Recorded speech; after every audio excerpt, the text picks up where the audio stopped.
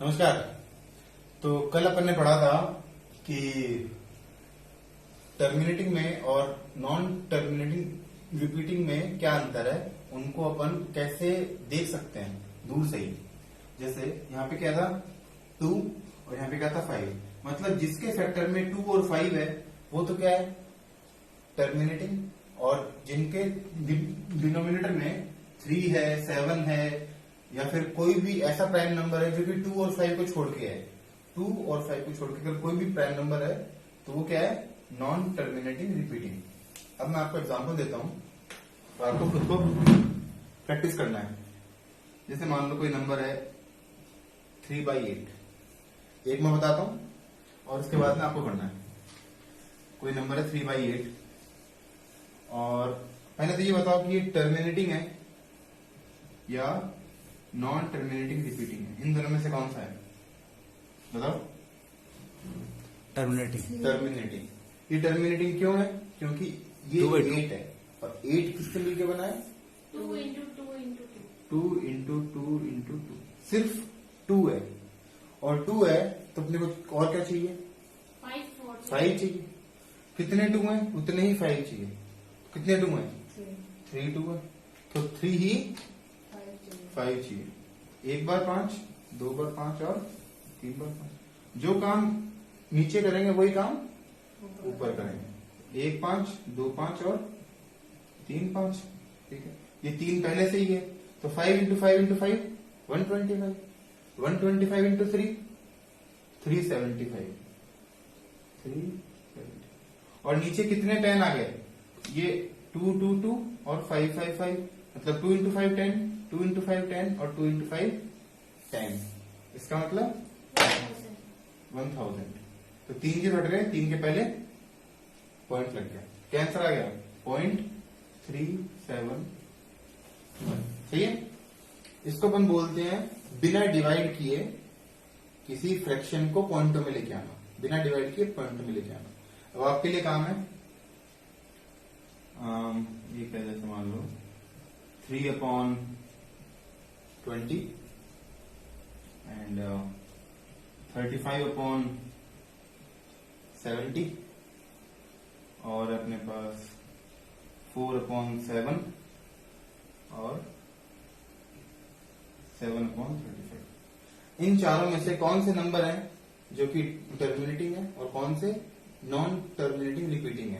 पहला क्या है टर्मिनेटिंग। टर्मिनेटिंग क्यों? क्योंकि 20 आ गया, सिर्फ 2 और 5 मिलकर बना है। 70 35/70 टर्मिनेटिंग, क्योंकि यहाँ पे 7 है लेकिन 7 यहाँ पे 7 ऊपर भी है तो 7 से पहले 35 कट गया, क्या आ गया 1/2 5/10 पॉइंट। अब इसमें 2 भी है 5 भी है, पहले से ही 10 है तो 10 के लिए अपन देखना ही नहीं है। 2 है तो 5 चाहिए, 5 है तो 2 चाहिए और 10 है तो कुछ नहीं चाहिए। पॉइंट हट गया, जीरो हट गया, पॉइंट लग गया। 7/35 ये 7 से कट रहा है 1/5 1/5। 5 है, क्या चाहिए 2 चाहिए, 2 चाहिए, 2 आ गया 2 आ गया। 2/10 क्या आ गया 0.2। 4/7 नीचे 7 है, 7 तो 10 हो नहीं सकता। 10 कौन हो सकता है, या तो 2 या तो 5। Non terminating. ये क्या है नॉन टर्मिनेटिंग रिपीटिंग। इसका मतलब इसको अपन टर्मिनेट नहीं कर सकते, रोक नहीं सकते, ये चलता रहेगा। चलो अब अपन ने ये चीज सीख ली। देखिए अपने पास कोई नंबर है, जैसे मान लो 1.2 और अपने पास एक नंबर है 1.2 के बाद। कल अपन ने बताया था ये नंबर क्या है टर्मिनेटिंग और ये नंबर क्या है non terminating repeating. Non terminating repeating. इस नंबर को अपन आराम से लिख सकते हैं, पॉइंट हटा दिया, नीचे क्या लग गया 0। 12/10 6/5। पॉइंटों को फ्रैक्शन में चेंज करना आगे, पॉइंट को फ्रैक्शन में। इस पॉइंट को फ्रैक्शन में कैसे चेंज करें? पहले तो आपको एक ऐसा तरीका बताऊंगा जिससे आप आराम से सारे कर लोगे, फिर एक शॉर्टकट बताऊंगा उसको कर लेंगे। सबसे पहले जैसे 1.2 पे बार है, इसको क्या मान लेते हैं, x। ठीक है, तो मुझे x की वैल्यू निकालनी है लेकिन फ्रैक्शन में, x की वैल्यू निकालनी है लेकिन फ्रैक्शन में, तो 1.2 पे बार आ गए।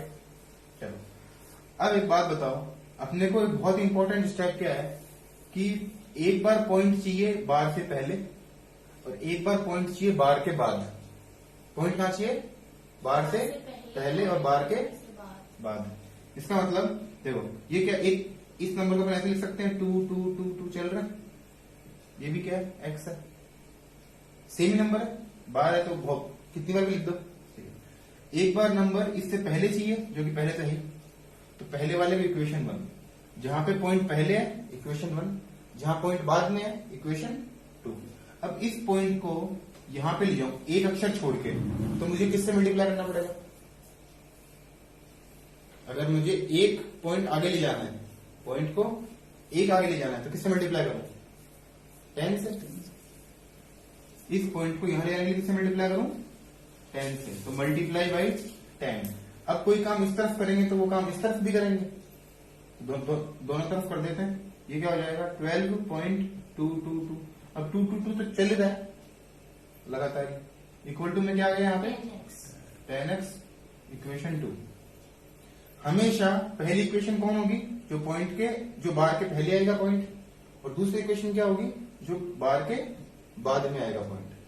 हमेशा क्या करना है, इक्वेशन 2 माइनस इक्वेशन 1, 2 में से 1 को माइनस करेंगे, देखो पॉइंट के आगे वाले और पॉइंट के आगे वाले तो माइनस होगी, खत्म, 0। 12 में से 1 गया 11, इस तरफ 10x में से 1x गया 9x। ठीक है, तो इससे x की वैल्यू क्या आ गई, 11/9। 11/9।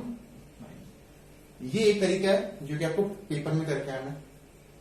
अब एक आसान तरीका जिससे अपन देखते कर लें 1 सेकंड में, वो क्या तरीका है, ये देखो यहां पे क्या लिखा हुआ है, 1.2 पे बार। ठीक है, जितने बार है, जितनी डिजिट के ऊपर बार है पॉइंट के बाद में, सिर्फ पॉइंट के बाद में देखना है, पॉइंट के बाद में जितनी डिजिट के ऊपर बार है अपॉन में उतने 9, उतने 9। जितने बार नहीं है जो ऐसे बैठे हैं उतने 0, उतने 0। अभी नेक्स्ट एक एग्जांपल देके बताऊंगा। ठीक है, उतने तो क्या आ गए 9। अब इस पूरे नंबर में से उस नंबर को माइनस कर देंगे जिसमें बार नहीं है। पूरा नंबर क्या है 12, माइनस कितना करेंगे जिसमें बार नहीं है, कितना 1। तो 12 में से 1 गया 11, क्या आंसर आ गया 11/9। ठीक है, 9 तो नीचे लेना है, 9 तो नीचे लेना है क्योंकि बार के ऊपर, बार के नीचे एक डिजिट है, 9 नीचे आ गया। और पूरा नंबर क्या है 12, 12 में से 1 माइनस हो गया 11। एक और एग्जांपल बताता हूं, दोनों तरीके से करके देखते हैं। कोई नंबर है 1.23 और सिर्फ 3 पे बार है, या फिर एक काम करते हैं 34 कर देता हूं, ये नंबर दोनों तरफ से करके देखते हैं।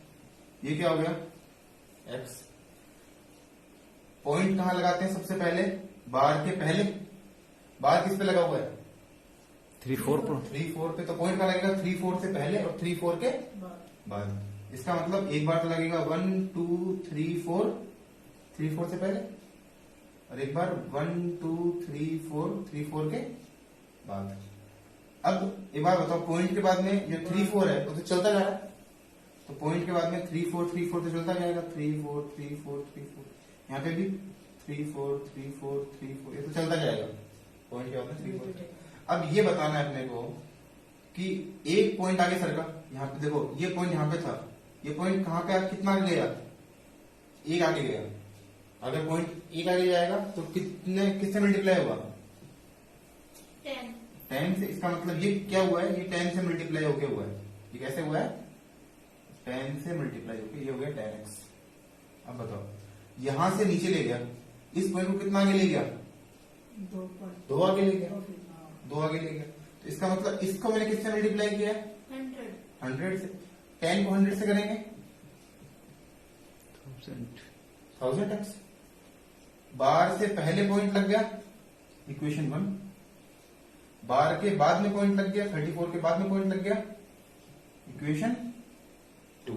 हमेशा क्या करते हैं, 2 में से 1 को माइनस करते हैं, तो इक्वेशन 2 माइनस इक्वेशन 1।